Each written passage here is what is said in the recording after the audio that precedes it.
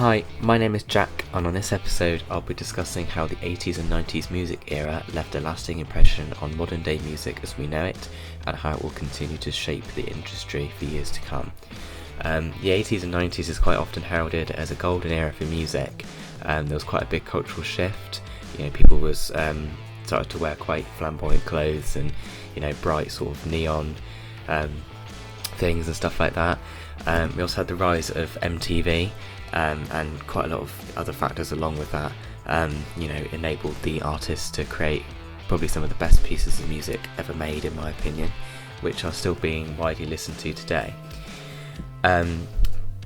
Talk more about the rise of MTV.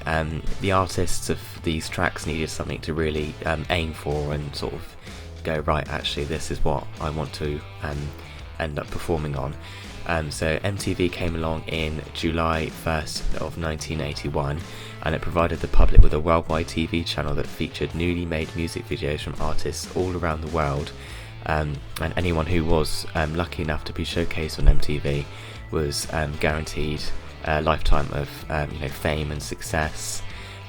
So yeah, if you did end up on MTV, I think that was it for you. You live a very comfortable life.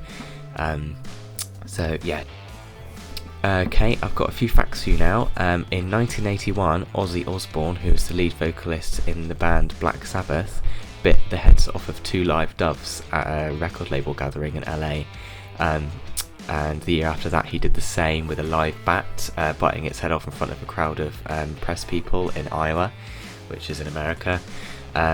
And later again that same year he was arrested for urinating on the Alamo in San Antonio in Texas. I'm going to talk to you about the globalization of music. So when MTV came along with there was increased accessibility of music through cassette tapes and CDs.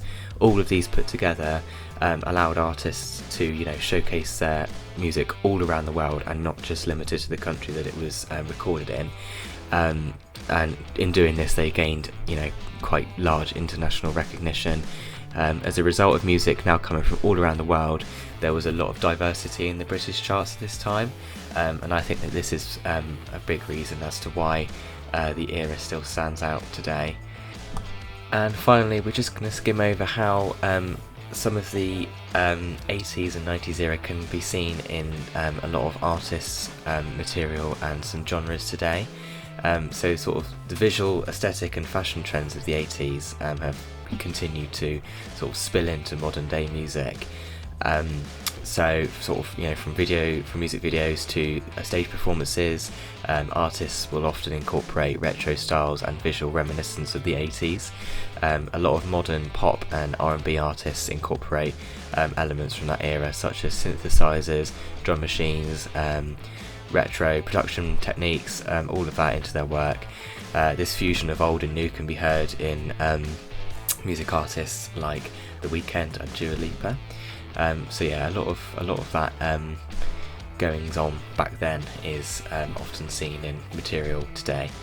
And yeah, I think that is everything. Thank you for listening, and I'll see you on the next episode.